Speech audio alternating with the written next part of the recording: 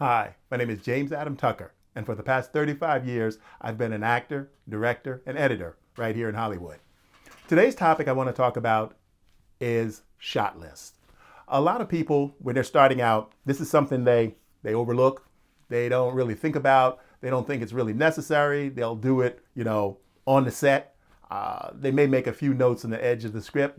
I've done that in the past, but I think it's very useful to sit down during pre-production when you don't have any pressure on you. You're not on the set. You don't have people looking over your shoulder trying to say, what's next? What shot's coming up next? What are we going to do? We're running behind schedule, because you're going to take the time to sit with your script and a piece of paper, and you're going to create a shot list. You're going to go scene by scene and write down each shot you want. Now, this is something that where you can really let your imagination and your creativity flow, because that's how you get films like some films I know you've seen where you have these incredible shots or these creative shots, or sometimes it's over the top creative, but a lot of creative shots that people sit and come up with in advance. You don't come up with great creative shots like that when you're just trying to wing it on the set. So what I normally do was I sit down with my script. Now, maybe I've sent my script around to a few people that I trust, who I value their opinion.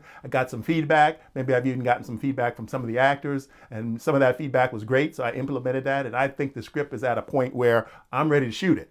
And so you take that time, just you alone, no one around, and you got yourself a cup of coffee, and you're sitting there, and you go to scene one, and you decide what's going to be the very first image. That's always important to me.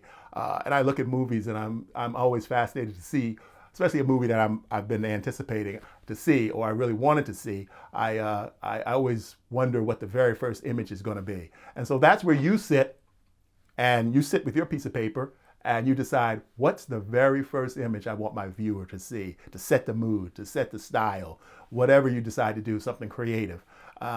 Sometimes you'll see an extreme close-up of something, or sometimes you'll see a wide vista to establish the location.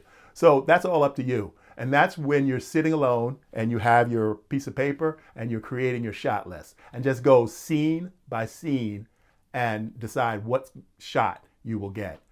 Take your time. There's no rush. Again, you're doing this in the pre-production stage so that you have that flexibility. You have that time that you need to be creative and imagine what you couldn't get. Even imagine shots that you might not be able to get. I always plan more shots, and then once I'm on the set, if I need to cut stuff, then you cut it. It's better to be prepared, that's what I always say, to have a full idea of what you want to shoot. Then when I'm on the set, what I normally do is I get all the important shots first, and I have those in the can, and then I'm confident, depending upon how much time I have, to go back to my list and look at some of those creative shots I have and start knocking those out. Or if you know you have the time, you can just make a shot list and you can really stick to it. Then some scenes are real simple. You know what you're going to get. You may want to do a couple of masters. You may want to do a couple of talking heads, really close shots. So that's where your creativity comes in.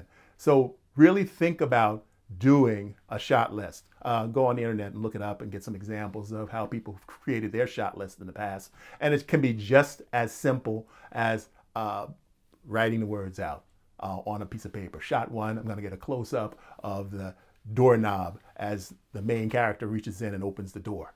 So again, feel free to take your time and make your shot list as elaborate as you want. And again, working in pre-production, I always tell new filmmakers that this is the time. It's not costing you any money, it's just costing you time.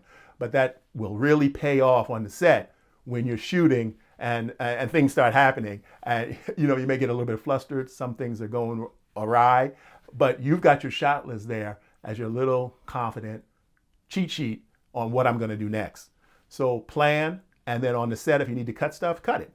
But always have a detailed plan of your shot list so that you can be creative. And you're going to get on the set and you may see some other things that you don't have on your shot list. Add those in, add those in the margin of the script.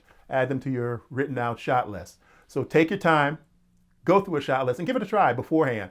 Maybe take a short that you've written in the past and see what kind of shots you would have gotten if you had taken the time to plan in advance. That's a good way to learn.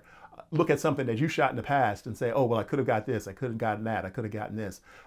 And that will make you realize that some pre-planning will really make your work stand out more, because you're not under that pressure of the set and actors have to leave and actors coming in late. You know what you want. And sometimes you may have to jump around out of order, but you'll still know what you want because you took the time to sit down and make your shot list. Thank you. I'll see you in the next one.